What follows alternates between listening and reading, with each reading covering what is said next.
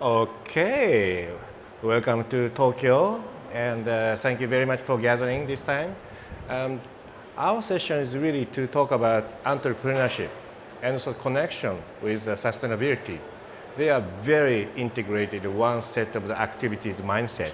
But without further ado, we'd like to talk about everything, but starting by introducing yourself, Johnson. Okay, so Johnson, why don't you introduce yourself then this way? Okay, great. Well, it's good to be here. I'm Jonathan Altmans. I'm an economist by training, but I've had two startups, and I've been dedicating the last 15 years of my life to convincing the rest of the world that Silicon Valley does not have a monopoly on entrepreneurship. So I'm obviously president and founder of the Global Entrepreneurship Network. Thanks. Hi everybody, wonderful to be here. Very excited to be in Tokyo. My name is Mark Altmans and I am the chair and co-founder of Gen UK. And I have a history. I didn't study economics like Jonathan, but I went the creative route and ran production companies and got also involved with brand strategy, which is another consulting area I have. In the Gen side, it's very much around ecosystem building with a focus from my personal point of view on improving opportunities for women and for the climate and sustainability. Good afternoon, everyone. My name is Steve Chia. I'm from Gen Thailand. I joined the Global Entrepreneurship Network in 2011, And we have been involved in enabling the ecosystem in entrepreneurship ecosystem in Thailand and around the region. We work a lot together as a global entity, but also locally we work with the different players to enable the entrepreneurship in different sectors, including education, startups, and so on. It's a pleasure to be here and happy to share what we have learned. Thank you. Eriko? Thank you. I'm Eriko Suzuki, founder and CEO of Kind Capital, and I do primarily two things. So I'm primarily an angel investor. Prior to that, I was also an impact investor in institutional VC, and I invest primarily in sustainable climate tech companies and also health and well-being companies, early stage, globally, while sitting here in Tokyo. So I invest in companies in Estonia, the UK, India, Africa, etc., and Tokyo and Japan. And I'm also a leadership coach. I find these two, maybe you might think they're quite separate, but I find them very important. They go hand in hand because we are here to support entrepreneurs, all of us in our panels. But entrepreneurship is challenging, and I'm very happy and honored to support entrepreneurship as they go through their journey about their mental health and how they can think about their self-worth and how they can manage their teams, how they can fundraise with what kind of mindset. So it's really a passion of mine to be both an investor but also a leadership coach and a supporter. So thank you. I'm excited to talk about multiple topics today. Yes, thank you very much. And Eriko, and let me introduce myself, also set up like a theme of today's discussion, really. Again, Hiro Nishiguchi, I'm the president of Startup Genome Japan, and more importantly, the managing director of Gen Japan. And in fact, yesterday, we talked about the global startup ecosystem with the Start Genome. However, our belief is that the most important component of is actually entrepreneurship and entrepreneurs. Because without entrepreneurship or entrepreneurs, all the discussion about ecosystem is a wasted discussion. So today, we'll really zoom into entrepreneurs and entrepreneurship, and because that is the driving force of our everything. So without further ado, Jonathan, let's talk about our organization, Global Entrepreneurship Network. What is the motivation of your establishing this? Because you are the founder and president. What was the driving force and motivation behind you? So why don't you explain? Jen, please. Well, thank you, and thank you for the really easy softball start to this panel discussion. Everybody loves to talk about their organization, but I think we should come to the vision really about it. I mean, I experienced that in the United States, it seemed like there were many people visiting the United States who said that Silicon Valley was really where you had to go to learn and to gain all the knowledge that you needed. And so our vision was essentially around this notion of how can we empower communities around the world to understand that entrepreneurship can happen anywhere. How do we make it possible for anyone, anywhere to start or scale a company? And we began that with a campaign that we called Global Entrepreneurship Week. It still exists. It's about 10 million people come together every November in about 190 countries. And it's really the people like you that already understand entrepreneurship come together and host events for the public, for young people, for people who have not been converted to the idea that there's opportunities in their community. And out of that, we built communities that could get involved in entrepreneurship and really built the organization over the last 15 years. So fast forward to where we are with this vision. You'll see that we have a global footprint. We actually operate programs in 200 countries. We do everything from opening, building, and running startup campuses to building data infrastructure for governments to register and deregister companies quickly, to industry verticals, like we have a super exciting vertical that's relevant for Japan in terms of space tech. We have something called Gen Space. And we do all the usual programming, which is particularly relevant in communities that don't have strong, mature ecosystems to support startup communities. So we have startup community efforts accelerators. We have investor networks in 80 countries, particularly early stage ones in terms of our Global Business Angels Network. But one of the unusual things that we have is that we work a lot with governments. We have 88 active partnerships with governments around the world where we audit government engagement to enable the entrepreneurial ecosystem with a very simple mission to help remove the barriers to more of their citizens who want to, of course, engage in entrepreneurial activity, and that requires a research team too. So at Gen, really, we're very proud to be enabling the ecosystems, but at the end of the day, the entrepreneurs, as you indicated, are indeed the leaders, and the rest of us are the feeders, in the words of Brad Feld.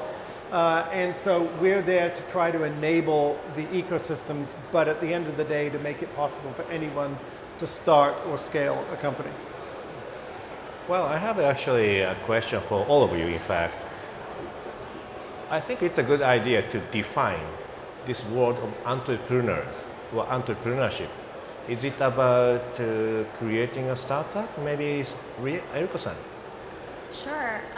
So I'm very, thankful for organizations like Gen, because they're empowering the ecosystem, right? And I think ecosystem is a key word today, because there's going to be multiple players when we want to boost innovation. And with that in mind as well, there's also multiple types of entrepreneurs, I think. And I think that part we're still yet to see in Japan. Over the last 5 or so years, the Japanese startup ecosystem is booming, especially thanks to kind of government initiatives and more funding. And so I think people have an idea of what a startup founder might look like, and they're raising capital from VC funds, they're scaling, and then they have an exit IPO. So that's great that that role model is set up now. But indeed, I also agree that entrepreneurship can look quite diverse. So you can be entrepreneurial in a corporate setting. You can be entrepreneurial even if you're a parent, parenting, how you can be entrepreneurial in your ways.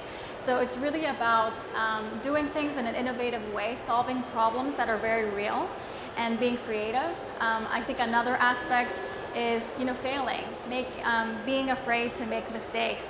And in Japan, as you might know, it is a challenging market and culture to make mistakes. But I would love to share this idea and concept that it's okay.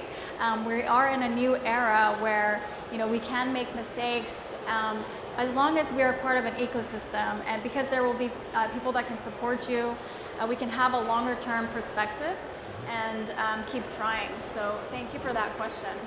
Well, Mark, do you have any reaction to Eriko's comments? My reaction is to fiercely agree with. I would actually add that entrepreneurship is something that across the world has provided an opportunity for people from all backgrounds, all education levels, all income levels to engage with the economy. And they're doing it, not necessarily, I'm sure they would love to just help build their national economy, but that's not their motivation. It's because they have a passion, they have a belief that they've got a solution to a problem that they feel that they can contribute. They have a purpose, and I think this is the very exciting part about entrepreneurship, is the drive around purpose. Why are you getting up in the morning? What problem are you going to try and solve? How are you going to make the world a better place? Well, actually, perhaps I would like to come back to you to talk about your experience at COP28. However, before that, Steve, you have an extensive United Nations related network and a diplomat network. Does entrepreneurship mean anything to you? Oh, definitely. Just to expand a bit on the word entrepreneurship, I looked it up. The root word came from two French words apparently. Entre, which is enter, preneur, a venture. So when we enter into a venture, the word entrepreneur was created. But at the same time, now we're starting to see a lot of twists on the word use of entrepreneurship. There's technopreneurship, entrepreneurship, and so on. It all points to the fact that people are becoming more enterprising, more daring, and more willing to try new ventures. When you go into a venture, it's always something new that you've never done before. If it's not a venture, it's probably something you've already done. We are very fortunate in the Global Entrepreneurship Network in Thailand that we work very closely with the Diplomatic Council. And one of the things that the diplomatic community, all the embassies around the world is doing is that they always have a trade division. Although ambassadors don't go out and sell their business and so on, they have a trade counselor who try to create more business between countries. So, but they found one thing lacking is that when they try to meet with business people, they were not meeting the right kind of people. They were policymakers only. So the Diplomatic Council was set up in 2015. They have consultative status, and they coined a mission. And this mission was diplomacy meets business. So they wanted the ambassadors to be more entrepreneurial, to go out, to connect with business people, to create businesses and so on. So this is a fairly new venture that the diplomatic community getting involved with. So Diplomatic Council is actually set up by diplomats, very entrepreneurial diplomats. They're not supposed to do business, but they are in the business of creating entrepreneurship business. So we are very fortunate to be the first one to start this venture in Asia, in Thailand, and but the venture is expected to spread throughout the region as time goes by. So this is something that we are doing with the United Nations and so on. Thank you. I think it's amazing to listen to you guys because we often think that entrepreneurship is all about building a startup from scratch. However, what you guys are saying is very contradictory to a general perception about entrepreneurship, because it can happen not only for Silicon Valley, but for any nation, any region, any cities, and also ambassadors and United Nations and all the kind of places. So I think that going forward, I'd like to kind of set a line that entrepreneurship is not only about building a startup from scratch, but really about everybody being involved in everywhere and at every whatever. And so with that notion, I'd like to actually come back to Mark, because you did spend a lot of time, energy on COP28. So why don't you talk about COP28, sustainability, and entrepreneurship all together? Perhaps give us some examples, please. Okay, so my involvement with COP started at COP26. You've got to keep up with all the numbers in the COPs. COP26, for those of you in the know, was in Glasgow. And because it was in the UK and it happened at the same time as Global Entrepreneurship Week, as Jonathan was mentioning, it seemed like a fantastic opportunity to be focusing on putting a spotlight, if you like, on the role of entrepreneurship with climate change. So we ran a conference there and then kind of got the bug and thought, well, let's keep going. So we did some more with COP27 in Sharm el-Sheikh in Egypt. And then last year, COP28, we were in Dubai and did a collaborative 3-day event that nearly killed us with the University of Birmingham in Dubai. So it's interesting just to maybe just rewind as to what the COP is about. For those of you who don't know, this is the United Nations gathering, COP meaning Conference of the Parties, that's what it stands for. And bringing together the policymakers, governments on all their levels, their departments, plus the business world, and looking at regulation and funding of the changes. So it's very much a kind of business, B2B conference for government and business. The entrepreneurs tend to sit a little bit on the sidelines, at least for now, which is why we've continued to do things like Startup Planet as a conference for the last 3 years to try and get more of a balanced debate and discussion and collaboration between these 3 key groups. And they're key because if you're going to actually achieve any of the impact that COP is about, to try and counter climate change, reach net zero, find those sustainable solutions, then you need the entrepreneurs, the policymakers. So the entrepreneurs have the solutions, the policymakers can champion those solutions, and that makes it much easier for the investors, if they can find the right solutions to invest in, to make it happen. So that's about adoption and then ultimately scaling, and that's how we're going to achieve the impact. So we feel we play a catalytic role in trying to take entrepreneurship through to delivery. Thank you. Then, Eric-san, you have made a significant amount of investments into many areas, and maybe could you explain maybe a few examples of your actual investment activity, projects perhaps? Sure.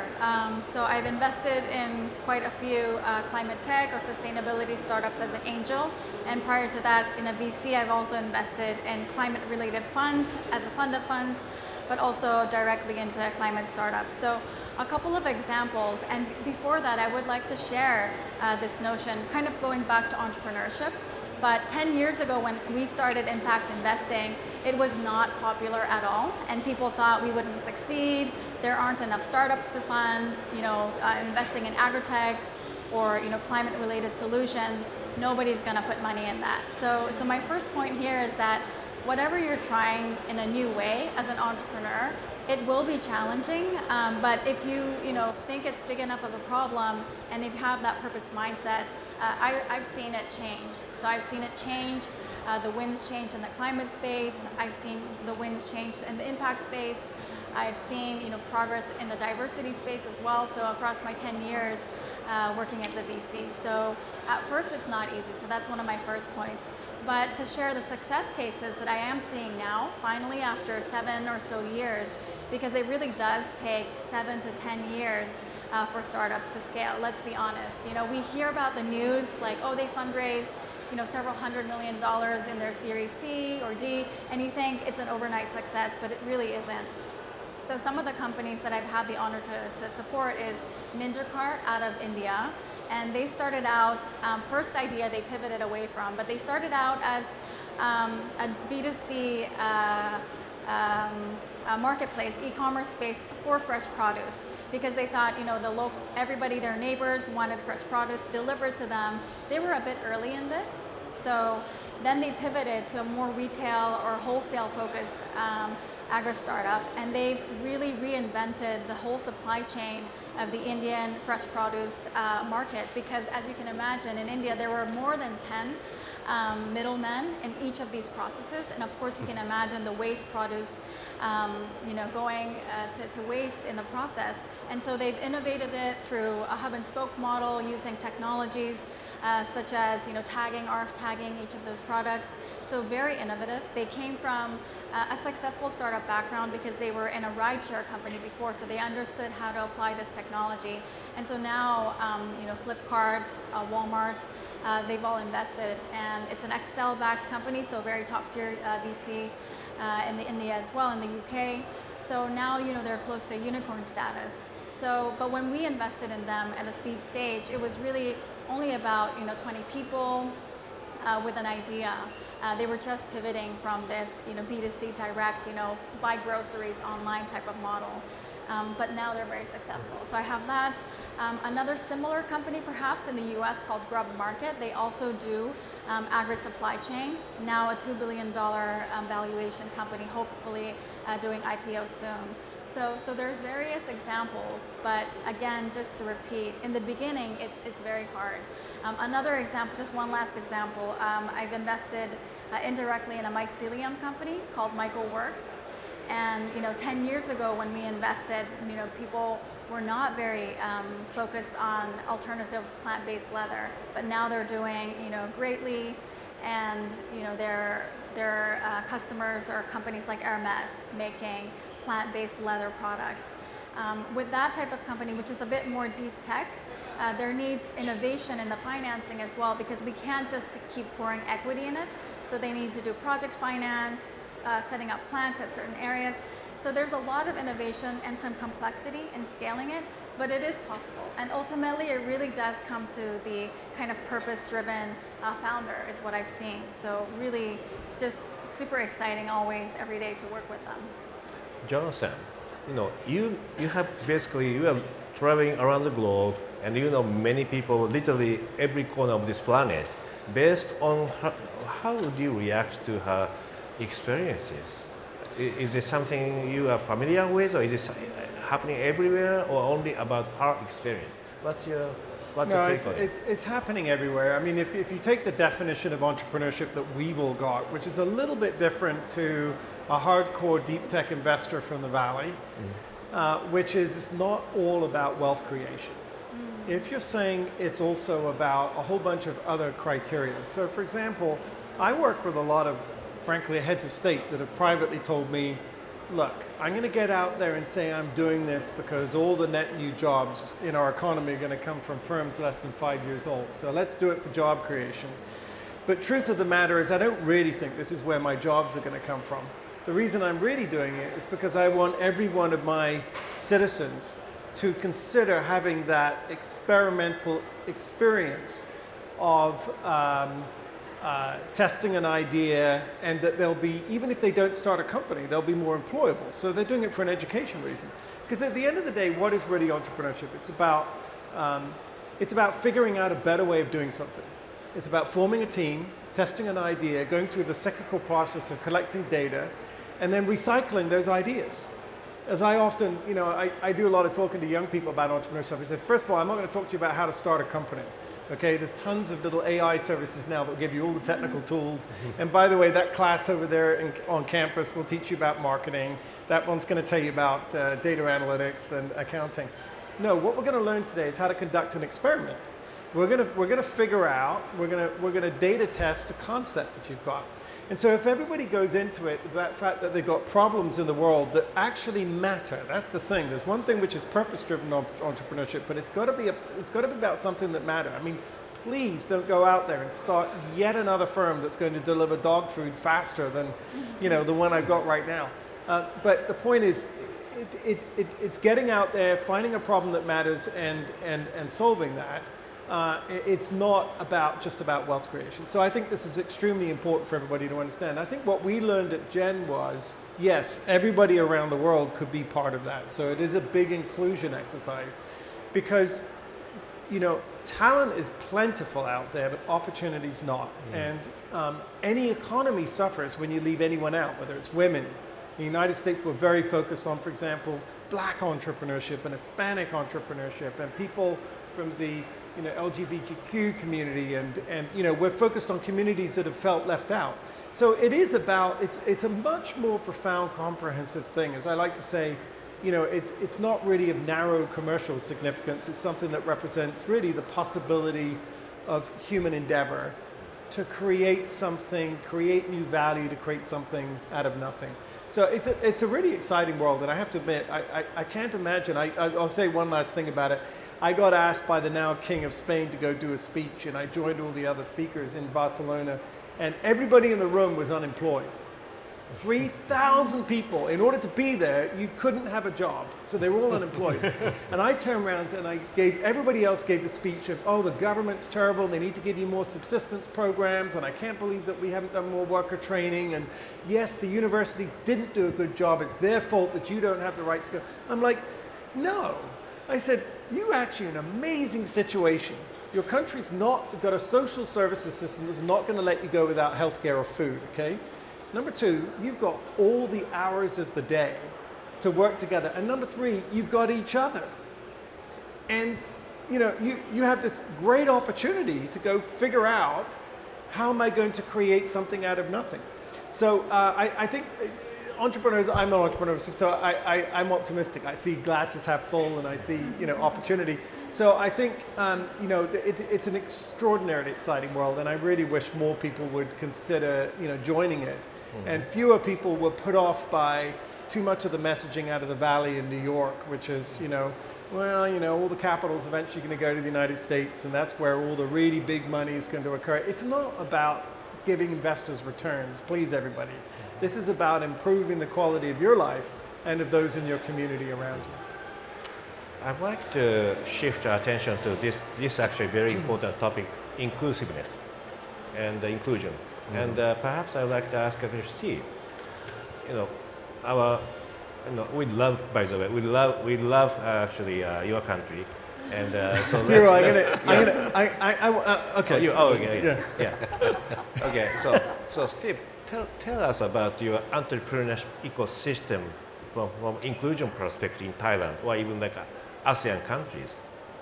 And I'd like to shift the focus to Eriko-san later regarding the different type of inclusion. Sure. Well, I think what's happening now is there's a lot of push for inclusiveness and sustainability, not only in Thailand, but around the world and so on, with the COP 26, 28. And also, there's a lot of talk about sustainability, diversity, and so on. But let me be specific in what we are involved in Thailand.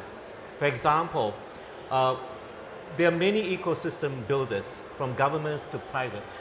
Working with them can be a bit challenging because they all have different directions, but we try our best to try them to at least work together on commonalities. And that's where we come in, as all of us are, you know, entrepreneurial ecosystem builders. That's what we are all about under the GEN banner. So what we did was that we test out different, or we work with different partners and see what works. So what we have, for example, in Thailand, we found that to work with the ecosystem, with all the fragmented players in the market, they have their own niche. It's not easy to get them all to work together on one particular or few particular area. But the niche that we found in Thailand in particular was in entrepreneurial mindset education. So there are a lot of education, entrepreneurship education at university level and above. Okay? But we've noticed that there was not, at least in Thailand at that time, entrepreneurial mindset education at the primary level. We are talking about secondary school students from 12 to 17. And we started a program called Pitch at School. So we got students, 15 years old on average, and we got them involved and we say, okay, identify a problem and solve the problem related to an SDG issue, whether it's going to be food wastage or whatever. And amazingly, the students took to it like ducks to water. They loved the idea of creating and solving a problem, because at the age of 12 to 15, nobody asks a kid to solve a real life problem. They ask them to solve math problems or geography problems. So they were very excited, and this is what happened. We have trained about 2,500 students in the secondary school, and we produce about less than 1,000 startups. Okay? Now the whole idea is not to get them out of school at 12 or 15 years old to a startup, so we do entrepreneurial education. 2 of those startups, they're talking about 15-year-olds, got funding. So we were surprised, we were not expecting that. And when we started the program, we didn't call it entrepreneurship education, because we are not trying to turn them into entrepreneurs at that age, because we will be guilty of taking them out of school and, you know, giving an excuse not to go to school anymore. The school wants them to go to university. So what Jonathan said about the entrepreneur ecosystem is not necessarily about producing entrepreneurs or business people, but at least creating awareness that this is an option they could finally take out. And earlier I talked about the term of entrepreneurship. Everyone's talking about entrepreneurship, technopreneurship, and so on. Anyone working in the government or in any structured, if you're entrepreneurial, it's a compliment. It doesn't mean you start your own business, but if you work within a government system or a fixed system, you have the ability or you have the qualities that probably give you that give you an advantage to be the next CEO of the government agency or whatever.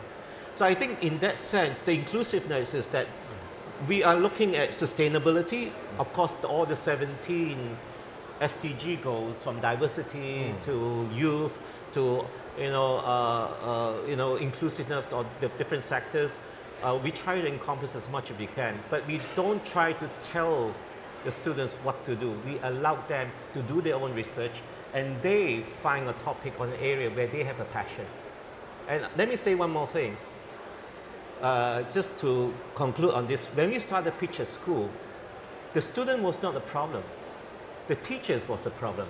Because the teachers ask us and say, oh, give us the curriculum, let us study, so we know what to teach the kids. And we try, it took 3 months to get the teachers to say, please calm down. It's not about teaching the students, it's about being there for the student to learn. Because today's world, the student knows more than you because he or she can Google and find out more information. Let them do what they want. And then after that, the teachers were not comfortable because they are so used to being in charge and teaching. But now they have to sit back and they have to guide them. So now we managed to convert the teachers, and now they feel so much at ease because they are not pressured to perform and to teach the students. They are there to guide them, and their life experience is what's important in the coaching process. So this is something that we were very glad to see. The engagement has changed from one of fear and concern to one of engagement with the students, and they work together now. So that's one of the things we've done. Actually, I would like to pick up one thing from entrepreneurial education. Jonathan, why don't you talk about your experiences in Puerto Rico? In Puerto Rico? Yeah. Well, yeah, I mean, for educators, everything is changing in entrepreneurship. So, one of our big benefactors actually just published a book called Burn the Business Plan. So just remember that, you don't learn to be an entrepreneur in business school. Business schools teach people how to run large companies, okay? They're management schools. And so we've been working over the years to put entrepreneurship in every discipline on campus. And that's been a very complex thing. We've done challenge grants to universities. How do you do that? But one of the things we noticed, we're doing actually our next big event in Puerto Rico in July, for which you're all welcome to come. If you find me on LinkedIn, you come for free in July. You can look up my name and Jonathan Orton's on LinkedIn, and I'll happily chat with you. But the point is, we're going to Puerto Rico, and Puerto Rico, I discovered, has just completed this month teaching every single teacher in their school system has gone through an entrepreneurship teaching course. Now, does every single subject need to have someone that understands entrepreneurial thinking? No, but what's interesting is that entrepreneurship can come out of every single discipline. So like I said, it's not just that it's the business schools, it's not even just the engineering schools, it's the liberal arts.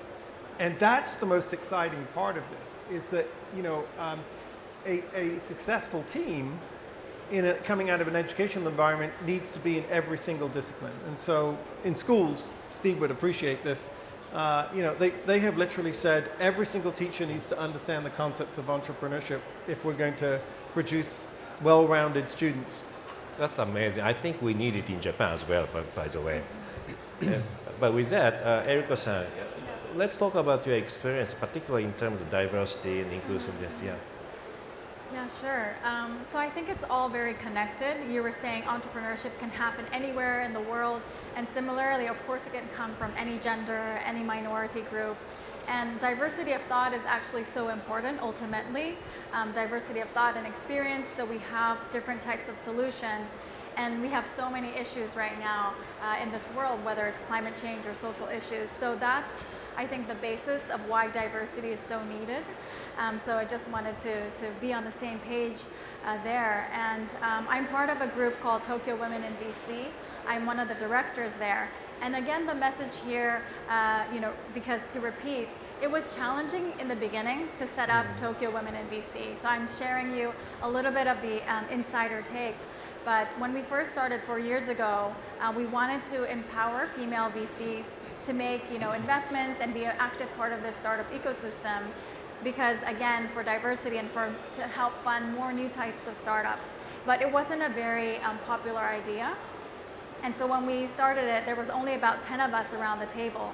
However, now 4 years on, we have 200 plus members that are active female investors. That's 17% of all of the VCs in Japan are women. And of course, 50% of the population is women, so that would be our ultimate goal. But 17% versus 10% or so when we started.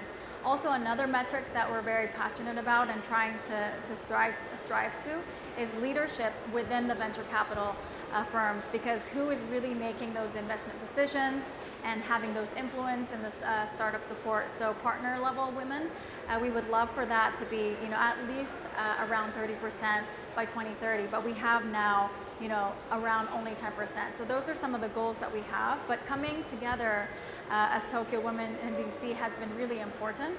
So again, it's not easy in the beginning, but community can really help entrepreneurs and innovation happen. So I'm very much a proponent of community building. And yeah, Jonathan, if you have something, maybe just the one reason why community is so important and events like these can be helpful is we actually really just need to talk to each other to understand what are the issues, what are the real issues that are not being, shared on media, et cetera, because there is a lot that we can gain on X, Twitter now very easily. But having those discussions with like-minded people really accelerates things. And also learning about the failures only happens oftentimes in these community settings. So that's also important. And it really helps with the mindset aspect as well. So I'm very much a proponent of coming together as a community. So I know Jonathan wanted to say something. No, I just want to add a point. Also, it's not just that it's the right thing for all of us to do in society to be inclusive. It's just like entrepreneurship is so much more effective the more diverse your team and your community and your ecosystem is. And we know that scientifically. We've shown that the great ideas occur at the intersection of those different demographic groups, those different cultures, those different disciplines. And if there's one thing I want to have a chance to say to the Japanese communities here, is that you've got to understand there's a big distinction between having that international exposure to different ways of looking at and thinking about things to improve the quality of what you do in here in Japan. I kept hearing people say to me, oh, I don't need to internationalize, I don't need to have this global perspective because I'm only focused on the Japanese market.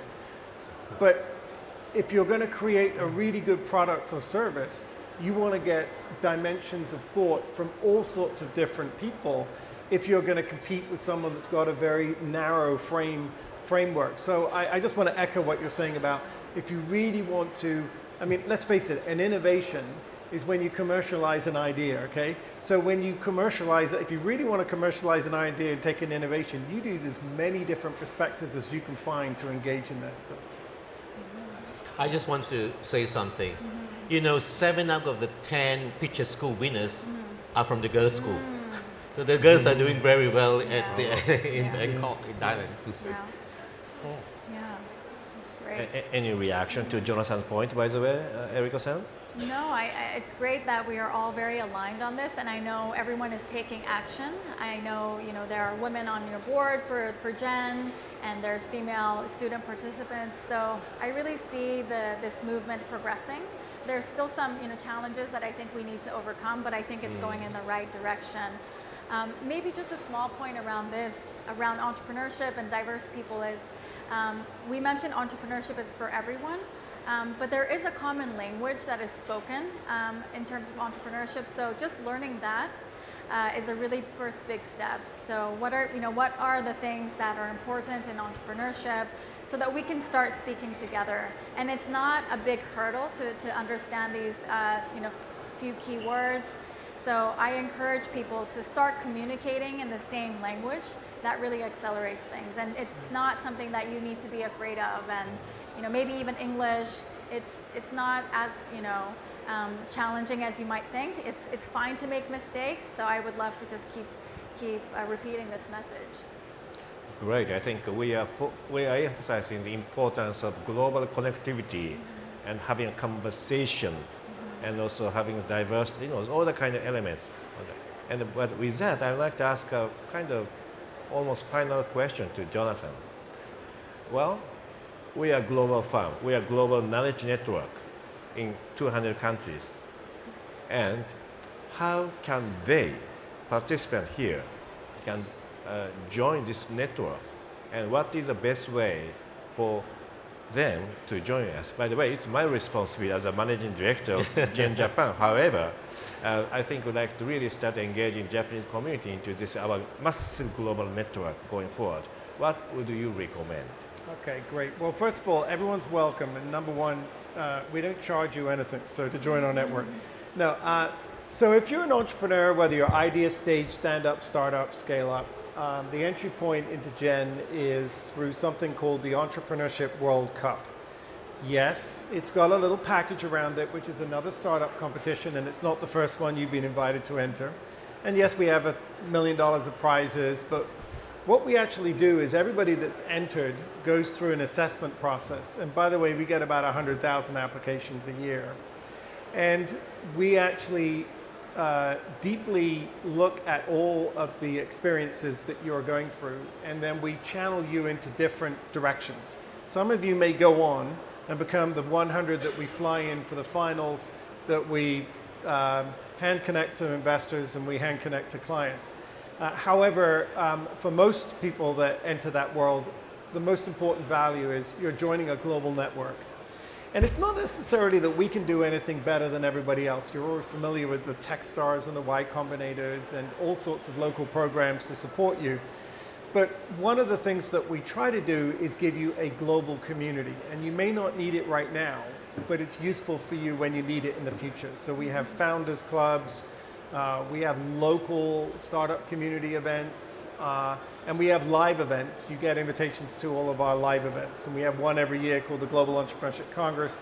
As I said, the next smaller one is going to be in July in Puerto Rico. You're all welcome to come to that. But we have a very big one coming up in June of next year back in the United States for the first time. We're a US-based organization, but we never hold our meetings in the United States. We always hold them around the world. But so that's really the best way to get started. I do want to say, obviously, like everybody else, you can look up our website, you can join, take a profile, and you can get in touch with us. But Entrepreneurship World Cup, apply for that is a very good way if you're an entrepreneur. If you're not an entrepreneur, you just got to get in touch with Hiroto. Yes. And he'll make sure that he can direct you into the right communities that can help you either on the ecosystem side, the investor side. We have a super set of investor networks. But I think it's the most important thing, since we're out of time. I want to leave. Well, I know everyone's going to have their last words. I do want to make sure I emphasize this, because I spent the whole of my first day in Tokyo talking with reporters, and all of our conversations were around where's the market capitalization going to occur? How many of these Tokyo companies are going to leave and go to the United States to scale because they can't get the kind of capital needed, because we're all into deep tech, we're all into AI. 80% of the big investments are going to be in the Valley, so you're not going to stay. And I'm like, I have to just remind everybody, I'm going to say it again, and Steve Jobs put it really well, that most of the people we get involved with, who get involved in entrepreneurship, they don't get involved in this because they want to become rich. Yes, there's a handful of them in the Valley and in New York and a few places where that's why they wanted to do it. But the ones that succeed are just curious. And if you're not part of this world, the reason they get involved in it is because this is a community that's fun, they're connected, they're global, they are curious, they're positive, but most importantly, which is the theme of our panel, they want to solve relevant problems, like climate tech. I can't think of a more important one. And so I hope that if you are puzzled about whether to get involved in this community, for no other reason, I guarantee you, this is a very healthy set of communities to be part of. They're positive-looking people who build things, figure out new ways of doing things, and they're very global, and I encourage everybody to get involved. So a good place to go is there. If you don't want to join the Entrepreneurship World Cup, you can just go to genglobal.org and create a profile. We'll find ways to help you and support you. Thanks. Well, with that, I'd like to have each of you, one final comment from each of you. Mark, Steve, and Eriko-san. Well, I think this is probably the most aligned panel I've ever sat on. We all share the same religion.